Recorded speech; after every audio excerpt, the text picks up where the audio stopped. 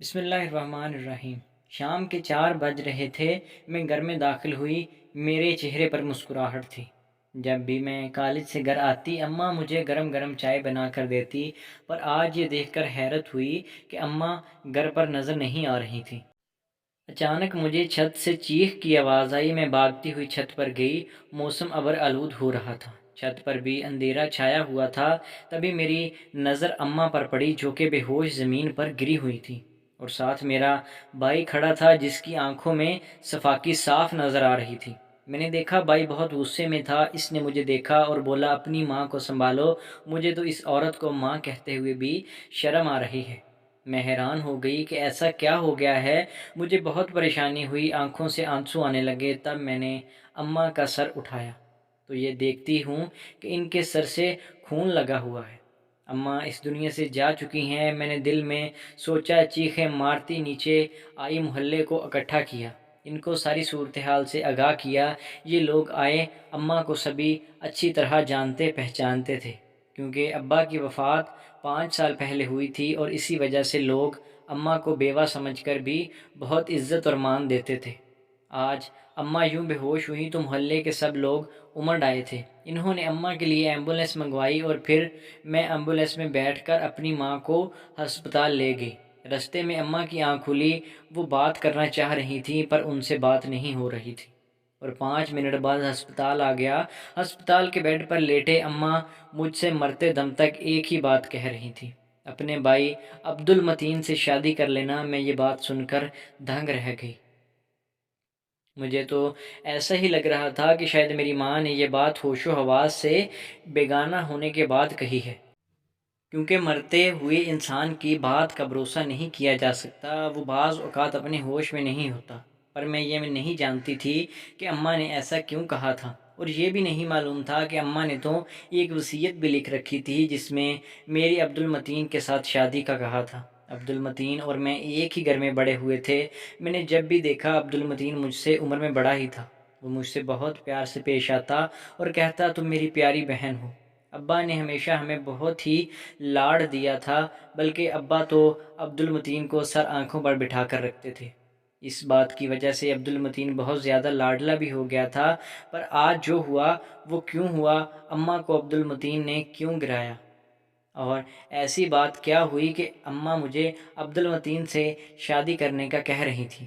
میرا وجود کانپ رہا تھا اور دماغ میں مختلف سوال گردش کر رہے تھے۔ میں سمجھ نہیں پا رہی تھی کہ جو ہوا آخر اس کے پیچھے وجہ کیا ہے، بلکہ اس کے پیچھے کوئی کہانی ہے جو مجھ کو نہیں معلوم۔ اماں کے سرہانے بیٹھے بیٹھے ہزاروں سوال میرے ذہن میں آتے اور ان کے جوابات مجھے نہ ملتے، یہاں تک کہ شام سے رات ہو گئی۔ اماں کا ہسپتال میں انتقال ہو گیا۔ ان کی روح جب ان کے جسم سے نکلی تو مجھے لگا میں پوری دنیا میں اکیلی ہو گئی ہوں۔ اب صرف ایک بھائی کا سہارا رہ گیا تھا۔ اماں کا جسم ٹھنڈا ہونے کے بعد ہسپتال والوں نے انہیں ڈسچارج کر دیا۔ اماں کا جنازہ لیے گھر پہنچی۔ میرا بھائی گھر نہیں تھا، شاید اس لیے کہ سب لوگوں کو معلوم ہو چکا تھا کہ عبد المتین نے ہی اپنی ماں کو مارا ہے، اسی نے ماں کو دھکا دیا تھا۔ عبد المتین بھی غائب تھا، اس نے کسی قسم کی وضاحت نہیں دی تھی۔ میں اپنے گھر آ گئی۔ اماں کی تدفین کے بعد مجھے کچھ ہوش آیا کہ اماں دنیا سے جا چکی ہیں۔ رو رو کر میرا برا حال تھا۔ عبد المتین اماں کی وفات کے 3 دن بعد گھر آیا تھا۔ کسی نے عبد المتین کو کچھ نہیں کہا تھا، کیونکہ کوئی ایسا تصور بھی نہیں کر سکتا تھا کہ عبد المتین اپنی ماں کی جان لے سکتا ہے۔ پر پھر ایک عجیب واقعہ ہوا جس نے اس ساری کہانی کو میرے سامنے کھول کر رکھ دیا، اور میں سوچ بھی نہیں سکتی تھی کہ مجھے عبد المتین سے شادی کرنا پڑے گی۔ اماں کے 40ویں کے بعد جمعہ کا دن تھا جب میری خالہ گھر میں داخل ہوئیں۔ میری طرف دیکھ کر بولی، بیٹی تم اپنی ماں کے بغیر اب اپنی زندگی کیسے گزارو گی؟ میں نے کہا، خالہ اس میں زندگی گزارنے والی کون سی بات ہے؟ میں نے پہلے بھی زندگی گزاری ہے، اب بھی گزار لوں گی۔ آپ صاف صاف بتائیں، آپ کیا کہنا چاہتی ہیں؟ خالہ مسکرا کر بولی، بیٹی دیکھو، جب ماں دنیا سے چلی جائے، باپ بھی نہ رہے تو پھر بچوں کی شادی ہو جانی چاہیے۔ میں نے کہا، خالہ آپ کیسی باتیں کر رہی ہیں؟ ان کو گزرے دن ہی کتنے ہوئے ہیں کہ میں اپنی شادی کی بات چھیڑ دوں؟ خالہ بولی، شادی کی بات تم نہیں کرو گی پر ہم تو کریں گے۔ عبدالمتین سے تمہارا نکاح کروانا ہے۔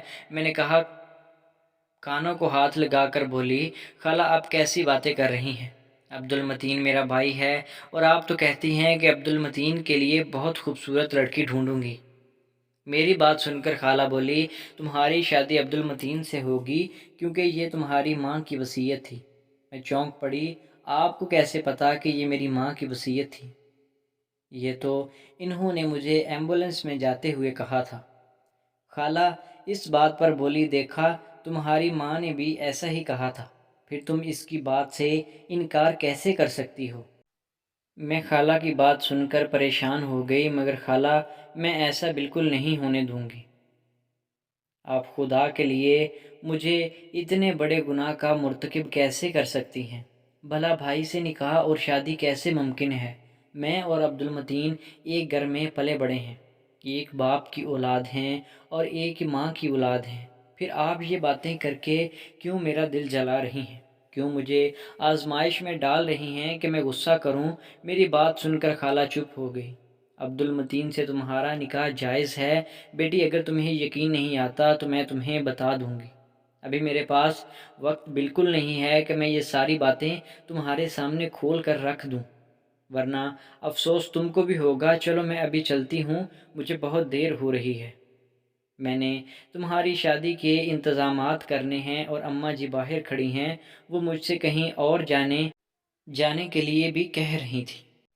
بس میں تمہیں بتانے آئی تھی کہ تم تیار رہنا، باقی میں بات تفصیلاً کروں گی۔ خالہ جان یہ کہہ کر چلی تو گئی، میرے دماغ میں جیسے ہتھوڑے سے بجنے لگے تھے۔ تھوڑی دیر کے بعد گھر کے دروازے پر دستک ہوئی۔ میں نے دروازہ کھولا تو سامنے عبدالمتین کھڑا تھا۔ عبدالمتین کی آنکھوں میں وحشت تھی، اسے دیکھ کر بھی میں ڈر گئی، پر میں ایک لمحے میں اسی سے سوال کیا، کیا عبدالمتین مجھے یہ بتاؤ، کیا تمہیں اماں کی وصیت کے بارے میں پتہ ہے؟ ہاں گڑیا، مجھے اچھی طرح پتہ ہے وہ پاگل عورت کیا وصیت کر کے گئی ہے، اسی لیے تو مجھ سے برداشت نہیں ہوا، اور تم جانتی ہو کیا؟ عبدالمتین سامنے کے صوفے پر بیٹھتے ہوئے بولا، ہماری ماں ایک بدکردار عورت ہے۔ عبدالمتین منہ سے زہر اگلنے لگا، یہ تم کیسے کہہ سکتے ہو متین؟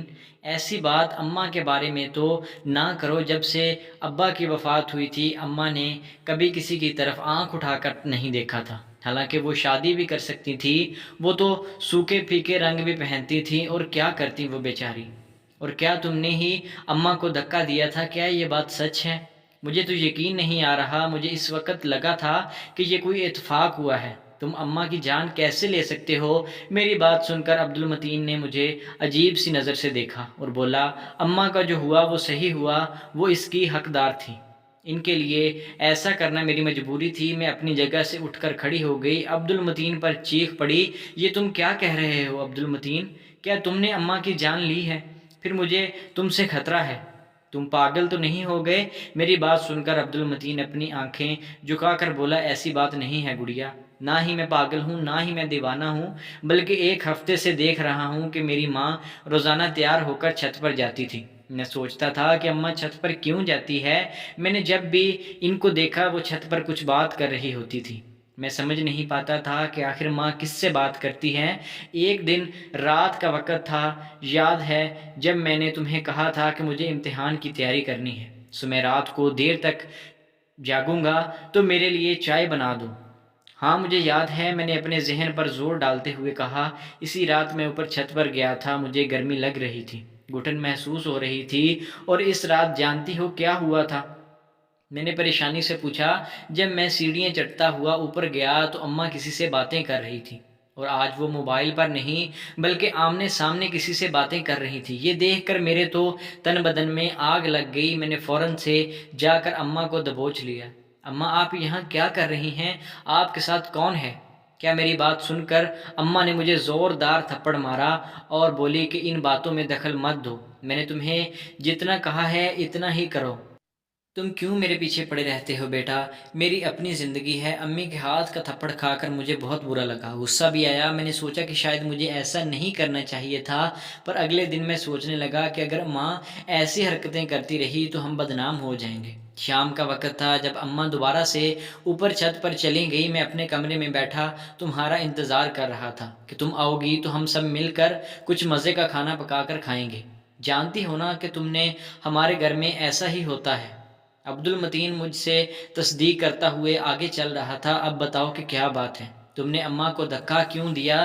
میری بات پر عبد المتین روتے ہوئے بولا، میں نے وہ دھکا جان بوجھ کر نہیں دیا تھا، پر جب اماں چھت پر گئی تو میں ان کے پیچھے گیا۔ اماں کسی آدمی سے عجیب سی بات کر رہی تھی کہ اب تو میں تم سے شادی کر سکتی ہوں، کوئی رکاوٹ بھی نہیں ہے۔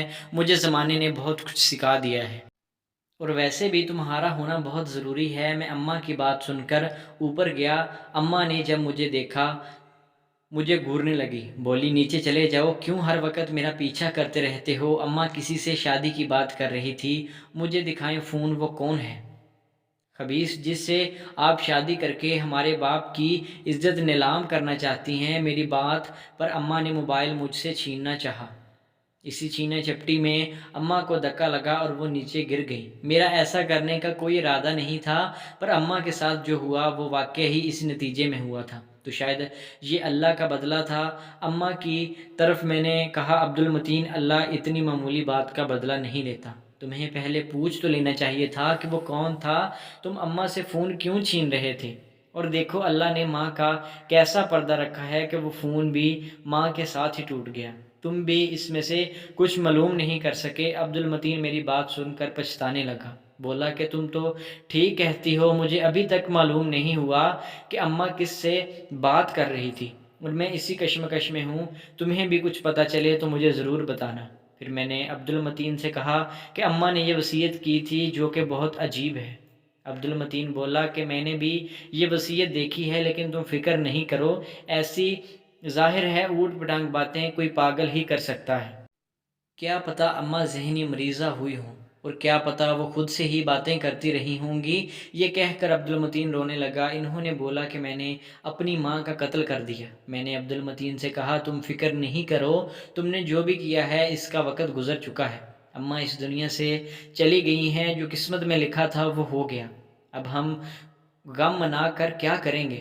تم اچھی سی لڑکی دیکھ کر اس سے شادی کر لو، پھر ہمارے گھر میں رونق ہو جائے گی، ہم اماں کے غم کو بھولنا شروع کر دیں گے۔ میں عبد المتین سے یہ باتیں کر ہی رہی تھی کہ میری خالہ دوبارہ گھر میں داخل ہوئی اور بولی کہ ارے تم لوگ ایسے ہی بیٹھے ہو، ادھر خاندان میں تمہاری شادی کی تیاریاں چل رہی ہیں۔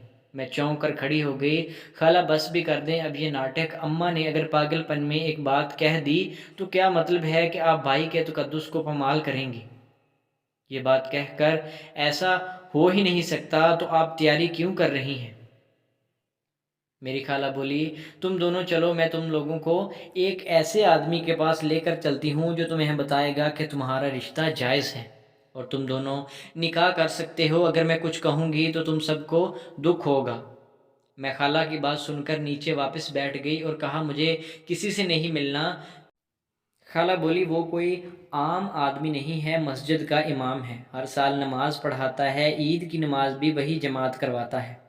خالہ کی بات سن کر میں آنکھیں پھاڑ کر انہیں دیکھنے لگی۔ مسجد کا مولوی یہ بات کیسے کہہ سکتا ہے؟ خالہ آپ خود ہوش کریں، بس بیٹی تم اور متین ایک بار ان سے مل لو، پھر میں تمہیں کچھ نہیں کہوں گی، پھر چاہے تم اپنی ماں کی وصیت پر کبھی عمل نہ کرنا۔ اپنی خالہ کی بات سن کر مجھے بہت حیرت ہوئی اور تجسس بھی کہ آخر ایسی کیا بات ہے جو مجھے محلے کے مولوی صاحب بتائیں گے، اور صرف یہ راز انہی کے پاس ہے۔ میں نے کہا ٹھیک ہے۔ میں اور عبد المتین دونوں ہی امام صاحب کے پاس چلے گئے اور ان کو آپ کی شکایت لگائیں گے۔ خالہ نے اگلے دن ہم دونوں کو وہاں جانے کا کہا۔ اگلے دن جمعہ تھا، جمعہ کے بعد مولوی صاحب فارغ تھے، ہم ان کے حجرے میں چلے گئے۔ مولوی صاحب نے ہمیں پہچان لیا اور بولے، تم حاجرہ کے بچے ہو، دونوں بس آ جاؤ بیٹا، میں تمہیں کوئی ایسی حقیقت بتا دوں گا جسے سن کر تم دونوں ہی اپنے رشتے کی حقیقت کو پہچان سکو گے۔ میں نہیں جانتا کہ تمہاری ماں نے وصیت کیوں کی، لیکن پھر بھی یہ وصیت جائز ہے اور تمہاری شادی ہونا کوئی گناہ کا کام نہیں ہے۔ پہلے میری بات سن لو، اس کے بعد تم لوگوں نے جو فیصلہ کرنا ہوا کر لینا۔ مولوی صاحب نے بات شروع کی، دیکھو بیٹی، یہ اس وقت کی بات ہے جب تمہاری ماں کی شادی نہیں ہوئی تھی۔ ہاجرہ ایک امیر گھرانے سے تعلق رکھتی تھی۔ یہ گھرانہ اتنا امیر تھا کہ آج تک یہاں کسی قریب نے شاید ان کے گھر بیٹھ کر برابر کھانا بھی نہیں کھایا ہوگا۔ پر کہتے ہیں کہ انسان کی پسندیدگی دولت اور عمارت دیکھ کر نہیں ہوتی۔ ہاجرہ ایک عام سے بچے کو پسند کرنے لگی۔ وہ ایک طالب علم تھا اور مدرسے میں تعلیم حاصل کر رہا تھا۔ بس پھر کیا تھا، جب ہاجرہ کے باپ کو اس کی بات کی خبر ملی کہ اس کی بیٹی ایک معمولی سے طالب علم کے ساتھ عشق کر بیٹھی ہے، تو ہاجرہ کے باپ نے جلدی سے جلدی اس کی شادی کی تیاری کرنا شروع کر دی۔ پر شادی کیسے ہوتی جب ہاجرہ مان نہیں رہی تھی؟ پہلے تو ہاجرہ کو منانا تھا، اس کے بعد ہی شادی ہونا تھی، کیونکہ گاؤں میں ہاجرہ کا باپ بہت زیادہ معتبر شخص مانا جاتا تھا۔ اپنی بیٹی کی مرضی کے بغیر اگر وہ کچھ کرتا، لوگ اسے ہی ظالم اور جابر کہتے۔ یوں ایک دن وہ اپنی بیٹی کے لیے داماد پسند کر کے اپنے گھر خوشی خوشی آیا، تو اسے معلوم ہوا کہ اس کی بیٹی اس گھر سے جا چکی ہے اور وہ اسی مدرسے کے طالب علم کے ساتھ گھر سے بھاگ گئی ہے جس سے وہ محبت کرتی تھی، اور پھر اس عشق نے اس کی عزت داؤ پر لگا دی۔ ہاجرہ کے باپ نے جب یہ بات سنی تو وہ غصے سے لال پیلا ہو گیا۔ بولا کہ میری اولاد اتنی جرت کہ وہ مجھے ہی دھوکہ دے، اب تو میں ہاجرہ کو ایسا سبق سکھاؤں گا کہ وہ زندگی بھر یاد رکھے گی۔ بس پھر کیا تھا، ہاجرہ کے باپ نے فرعونیت کی حد پار کر دی۔ وہ 1 سال تک اپنی بیٹی کا پیچھا کرتا رہا، یہاں تک کہ اس کو اپنی بیٹی کے ایک دور دراز کے ایک عام سے گھر میں ایک آدمی کی بیوی کے طور پر ملی، اور وہ آدمی وہی تھا جو مدرسے کا طالب علم تھا۔ تمہارے باپ نے سفاکیت کی حد پار کرتے ہوئے اس شخص کو ایک دن اپنے دوستوں کے ساتھ بیچ کر نہر میں گرا دیا، اور وہ قصہ ہمیشہ کے لیے تمام ہو گیا۔ پر اس کی بیٹی امید سے تھی، اس نے ایک خوبصورت بیٹے کو جنم دیا۔ وہ اپنی بیٹی ہاجرہ کو اپنے گھر لے آیا، پر چونکہ وہ لڑکا ہاجرہ کا خون تھا، اس لیے وہ اسے چھوڑ بھی نہیں سکتی تھی اور اس کو جان سے بھی نہیں مار سکتے تھے۔ بس پھر کیا ہونا تھا، ہاجرہ 1 سال بعد اپنے گھر آئے، اس کی گود میں ایک بیٹا بھی تھا۔ ہاجرہ بہت پریشان تھی کیونکہ اس کا شوہر اس دنیا سے جا چکا تھا۔ ہاجرہ کا باپ اس کے سامنے ابھی بھی ایک معتبر انسان تھا۔ ہاجرہ کا باپ اپنی بیٹی کی دوسری شادی کرنا چاہتا تھا، پر پہلی والی منگنی ٹوٹ چکی تھی۔ اب کوئی کموارہ معتبر لڑکا، اعلیٰ خاندان اور اعلیٰ نسب کا لڑکا ایک ایسی لڑکی سے شادی کیوں کرتا جو پہلے ہی گھر سے بھاگ کر گئی تھی، اور اس کا ایک بچہ بھی تھا۔ بس پھر ہاجرہ کے باپ نے اپنے خاندان کے ایک بیمار لاچار شخص سے اپنی بیٹی کی شادی کر دی، جس کی پہلے ہی ایک بیٹی تھی، اور اس کی بیوی اسی کے ظلم و ستم کی وجہ سے بچے کی ولادت کے دوران ہی مر گئی تھی، کیونکہ اس نے اپنی بیوی کو نہ ہی کچھ کھلایا پلایا اور نہ ہی اس کا خیال رکھا تھا۔ ہاجرہ کے ابا کو یہ بات معلوم ہوتے ہی اس نے اپنی بیٹی کی شادی یہاں کر دی۔ یوں تم دونوں بہن بھائی بن گئے۔ تمہاری ماں نے تمہارے لیے شاید یہ بات اس لیے کی ہو کہ تم دونوں کو اپنی حقیقت کا پتہ چل جائے۔ تم اس کی حقیقی اولاد نہیں ہو، اور اس کا جو بیٹا جو اسے بد کردار کہتا رہا، وہ اس کی سگی اولاد تھی جو کافی عرصے سے بیمار تھا، سو وہ چل بسا۔ لیکن ہاجرہ کو یہ بات بتاتے بتاتے بہت دیر ہو گئی تھی۔ شاید وہ اپنے پہلے شوہر کی بات اپنے بیٹے کو نہیں بتانا چاہتی تھی۔ پھر سالوں بعد معلوم ہوا کہ ہاجرہ کا پہلا شوہر زندہ ہے، وہ مرا نہیں تھا۔ اس کو ہاجرہ کے باپ نے نہر میں پھینک کر اگرچہ مردہ تو سمجھ لیا تھا، پر وہ کسی دوسری طرف نکل گیا تھا۔ پیچھے اس کی بیوی کے ساتھ کیا ہوا تھا، یہ اس بیچارے کو خود بھی معلوم نہیں ہو سکا۔ اب تمہاری ماں یعنی ہاجرہ اور اس کا پہلا شوہر دوبارہ ایک ہونا چاہتے تھے، پر بیچارے اپنی برسوں کی بچھڑی محبت ملانے سے پہلے ہی ہاجرہ اس دنیا سے چلی گئی، اور جاتے جاتے اتنی لمبی کہانی تمہیں سنانے کی بجائے تم کو ایک وصیت کر گئی کہ تم دونوں بہن بھائی آپس میں شادی کر لینا۔